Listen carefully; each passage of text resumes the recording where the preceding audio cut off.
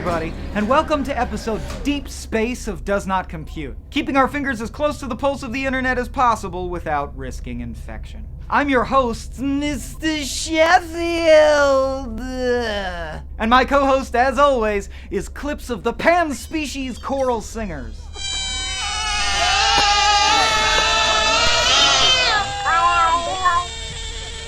Wow.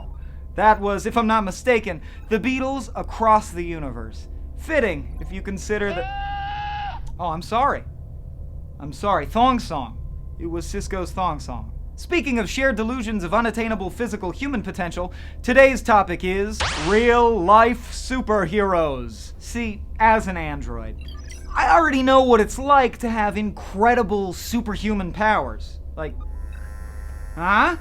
How'd you like one of those in the eye? Didn't think so. But what would it be like if normal, pathetic, non-glowing humans donned costumes and tried to fight crime? No, I mean crazy people. Oh, looks like my sketch pad from junior high. Luckily, Hollywood ran a moving simulation of this scenario, proving with finality that though it would be badass, being a real-life superhero is kinda really fucked up. Mr. Silent joins us live in studio. Mr. Silent, thanks for coming in. No problem. See? That's fucked up. Because your name is Mr. fucking Silent. Hey, Banshee. See? That's wrong. That's incorrect. And what? With the costume? I mean, what are you? I'm sorry, Shannon? Are you a mime? Do you want to get paid for this? What's going on? You're a superhero? Yeah, pretty much. I don't have any powers, obviously. That's good. You should lead with that on missions. Stop, crook! It is I, Mr. Silent. Really? What are you, like a real superhero? No, obviously I don't have any superpowers. Oh.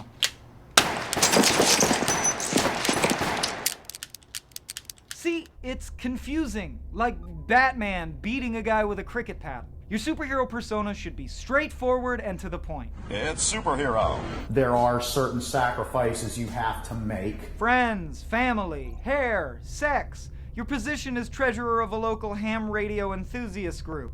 But, you know what? I'm being too hard on these people. I mean, they're out there in the world every day affecting real change. Who's gonna say like, hey, look, here's a little something extra. Everyone likes chocolate, you know? Here's a little chocolate bar. And people are like, oh, Snickers, I love Snickers. I'm in tremendous credit card debt. What? That's bad for society. And your name is Life? What kind of existential Avengers franchise are we putting together here? Seriously, the only ones that actually sound like superheroes are Phantom Zero and Citizen Prime. And I'm pretty sure that's just because their D&D group disbanded after an argument about whose name sounds more like a 90s punk band. So, you dress up like a paladin and give kids candy. Sure, that's not creepy. Like that issue where Spidey drops Skittles on everyone. What else you got? Hi, this is Tothian. I'm in New York City right now. We found this pigeon and I thought it was dying. And Z thought it was retarded. So, let me show you what happens when I try to feed it. It can't eat anything. I don't know if it's retarded or it's dying. People are getting raped all the time. You know that, right? There's like a beating death every 12... I'm sorry. Other Shannon, please, if you would. Thank you. Although, the fact that this guy's one legitimate power is getting kicked in the nuts kind of takes some of the satisfaction out of it. But again, how often does that power prove useful? Maya! There's some maniac down at the Civic Center kicking everyone in the beanbag! My God, my son is down there. We could send our female officers, sir. Ha ha! Good one. Get me Tothian. And tell him to bring that sexy pigeon of his. At least we can say these folks aren't doing any harm. Extreme greetings, fellow citizens. I am the Scarlet Fool. Mr. Extreme in the house. And I am posting here to put all the real-life superheroes on notice. I exist to stop and dispose of all real-life superheroes. Ah, yes. Real-life superheroes. Prancing around like you have authority in the world and can stop whoever you want from doing crimes of their own pleasing.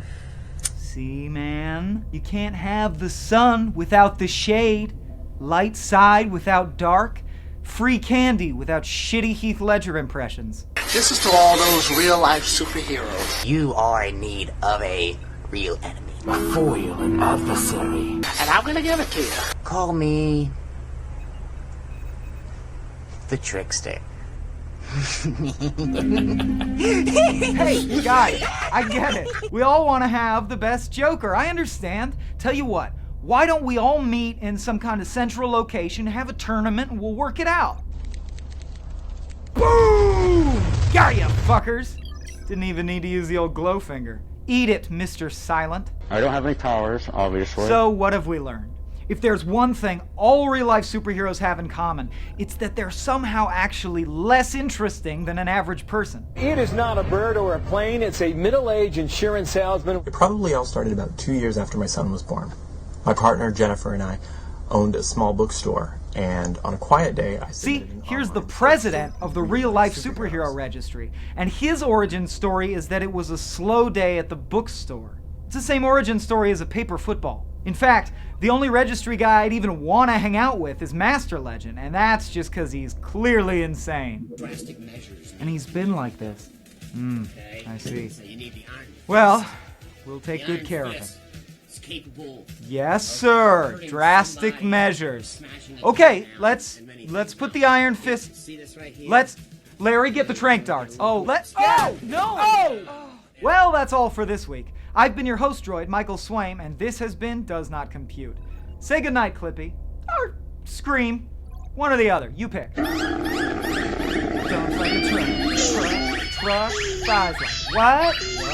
What?